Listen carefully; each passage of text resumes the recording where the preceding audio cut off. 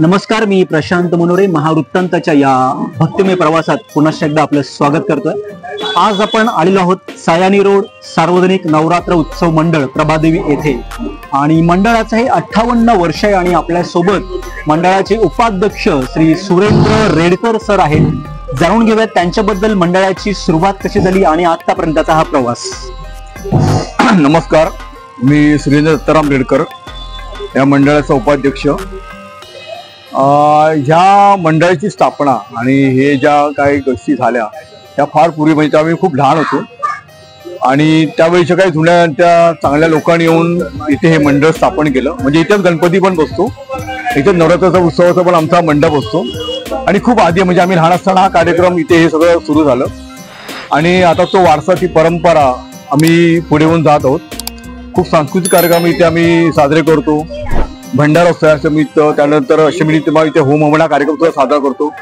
अशा बरेच कार्यक्रम इथे आम्ही गेले अनेक वर्ष साजरे करत आहोत आणि खूप सारे लोक एकत्र येऊन हा उत्सव खूप गुण्यागोविंदाने, म्हणजे अक्षरशः खेडगल्ली आसपास आणि भरपूर मोठा आमचा परिसर आहे, म्हणजे खूप जुनं मंडळ आहे आणि मंडळाची व्याप्ती पण खूप मोठी आहे। खूप साऱ्या महिला आणि नागरिकांच्या सहभागी होतात, म्हणजे भंडाऱ्यासाठी, अष्टमी निमित्त फळवाटपासाठी असा खूप चांगला कार्यक्रम आम्ही खूप वर्षापासून साजरा करतो आणि देवी आई भवानीच्या कृपेने आम्ही सगळे अजून एकत्र आहोत आणि यापुढे आम्ही एकत्र राहू आणि आईची कृपा सदैव आमच्यावर राहील, याबद्दल आमचा अजिबात दुमत नाही।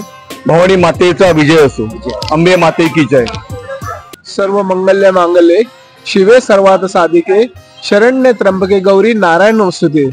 आज सायनी रोड सार्वजनिक नवरात्र मंडळाला 58 वर्ष चालू आहे। आईकडे मी सेवेला असतो। आजपर्यंत माझा एवढा अनुभव आहे, जे जे इथे नवसाला आले त्यांचे नवस पूर्ण झाले, त्यांच्या मनोकामना पूर्ण झालेल्या आहेत देवीच्या कृपेने आणि सगळे बाळ गोपाळ इथे एकत्र येऊन देवीचा उत्सव साजरा करतात 10 दिवसाचा। आज आमचा विशेष महिलांसाठी पण पैठणीचा खेळ आहे, कारण ज्या महिला अहोरात्र आपले राबराब राबत असतात त्यांच्याकडे थोडा विरंगुळा म्हणून पैठणीचा खेळ पण आम्ही आयोजित केलाय।